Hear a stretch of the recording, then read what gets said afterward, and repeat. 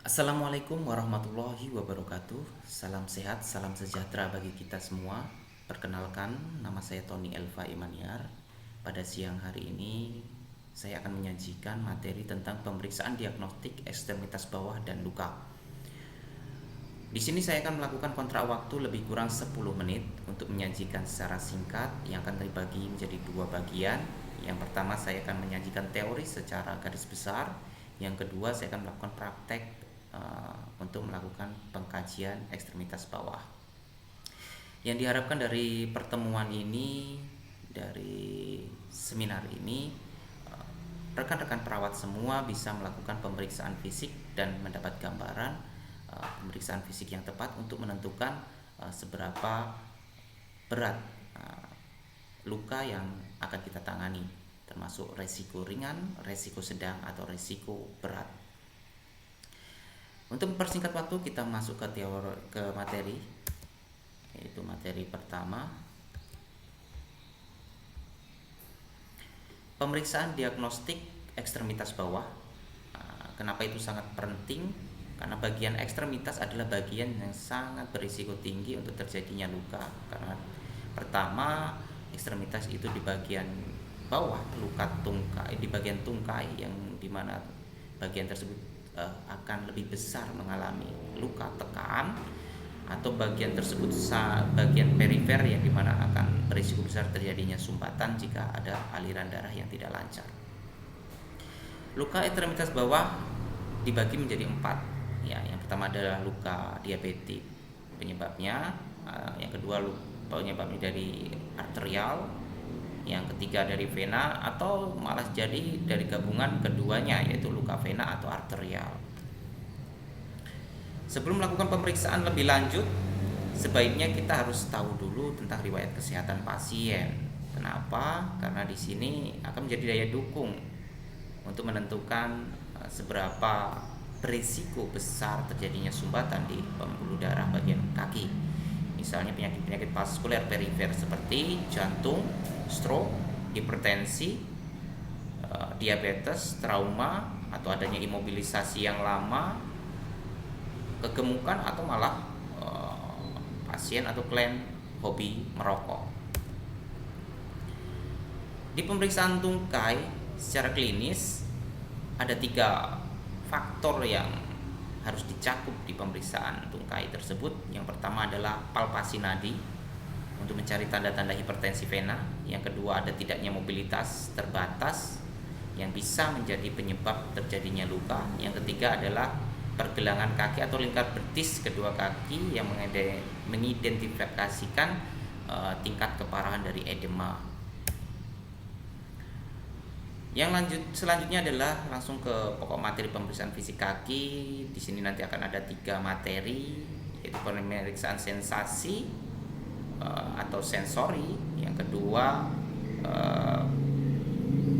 pemeriksaan sirkulasi, dan yang terakhir adalah muskuloskeletalnya. Di pemeriksaan sensasi ini kita bisa menggunakan alat berupa kapas, garpu tala, atau monofilament test. Dan area yang kita periksa ada 10 titik yang nanti akan kita peragakan secara langsung. Yang selanjutnya adalah pemeriksaan fisik sirkulasi. Di pemeriksaan sirkulasi ini ada 2 tempat yang rata-rata kita periksa. Yang pertama adalah area dorsalis pedis, yang kedua adalah di posterior atau anterior tibia. Di sini ada 5 nilai. Yang pertama 0 jika tidak teraba sama sekali, 1 jika dirasakan hanya sedikit, nilainya 2 jika dirasakan tapi sedikit lemah, nilainya 3 jika normal, dan nilainya 4 jika terlalu kuat. Biasanya kalau secara gambaran secara umum kita akan melakukan pembandingan antara kaki kanan dan kaki kiri. Misalnya kita raba di bagian dorsal pedisnya, kaki kanan dan kiri sama atau tidak iramanya, atau kuat atau tidak iramanya antara kanan dan kiri. Ini contohnya ya, gambarnya tadi diperiksa di bagian tibia dan arteris dorsalis ya. Yang selanjutnya adalah pengukuran ABI. ya, atau lebih dikenal dengan ankle brachial index. Jika kita mempunyai alatnya yaitu Doppler, kita bisa melakukan pemeriksaan AB ini. Pertama, kita bandingkan antara tekanan tertinggi pada pergelangan kaki atau ankle dibagi dengan tekanan tertinggi pada brachial. Nah, ini nilainya. Jika semakin kecil nilai yang dihasilkan, maka semakin berisiko besar terjadinya sumbatan. Itu gambarnya. Semakin kecil maka semakin berisiko besar. Yang selanjutnya cara pengukurannya AB, ya, ini ada di lengan dan di bagian kaki. Terakhir ada pemeriksaan status muskuloskeletal. Di pemeriksaan muskuloskeletal ini klinis yang harus diperiksa seperti gaya berjalan, kondisi kakinya, struktur tulangnya seperti apa, adakah kelainan bentuk kaki seperti cakar kaki, kalus, kaki miring, dan kaki rata atau yang lain-lain. Oke, selanjutnya kita akan melakukan pemeriksaan fisik dan praktek secara langsung. Semoga gambaran ini bisa membantu teman-teman untuk melakukan pemeriksaan fisik kaki di rumah. Assalamualaikum warahmatullahi wabarakatuh. Di sini kita akan melakukan pemeriksaan fisik pada bagian kaki. Tujuannya adalah pertama untuk mengklasifikasi apakah luka tersebut termasuk dalam golongan ringan, resiko sedang, atau resiko berat. Apa saja yang kita perlukan? Yang pertama adalah sarung tangan, yang kedua adalah alkohol, yang ketiga adalah monofilamen. Kalau tidak ada, saya modifikasi ini aboket tapi karetnya saja. Yang selanjutnya adalah underpad sebagai alas kaki. Oke, untuk melakukan pemeriksaan ini, yang pertama kali kita adalah melakukan inspeksi pada bagian kaki. Kita akan melakukan inspeksi pada bagian kakinya, di mana pertama kita lihat ada tidak di bagian kaki tersebut kulit kering, kemerahan, atau kulit pecah-pecah. Yang kedua adalah bentuk kakinya. Kita lihat bentuk kakinya, kadang ada bentuk kaki yang mencekram, itu risiko besar terjadinya luka. Yang kedua, kontur dari telapak kaki, kontur dari telapak kakinya. Kadang ada telapak kaki yang datar atau miring, atau dia seperti kuku menekan ke bawah.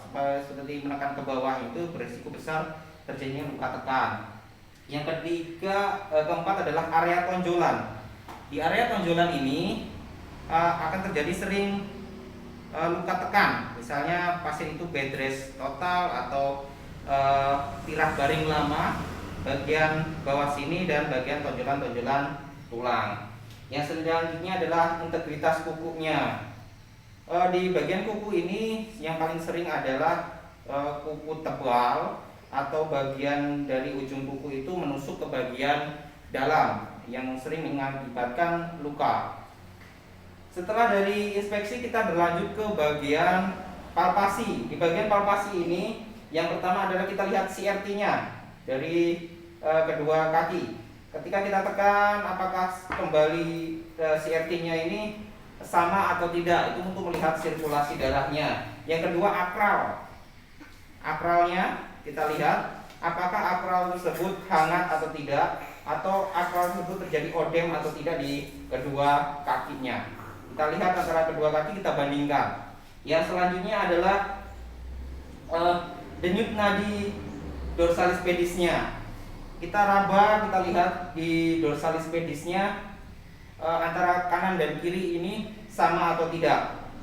Kalau dia tidak sama atau ritmenya berbeda, berarti ada satu perbedaan atau masalah di perfusinya atau sumber aliran darahnya. Yang kedua adalah di arteria tibialis. Nah, di arteria tibialis posteriornya ya. Di sini kita bandingkan antara kanan dan kiri sama atau tidak, ritmenya sama atau tidak. Yang selanjutnya adalah pemeriksaan monofilamen test atau sensorinya. Di pemeriksaan sensori ini kita akan melakukan 10 titik. Di 10 titik ini yang pertama adalah titik bagian bawah.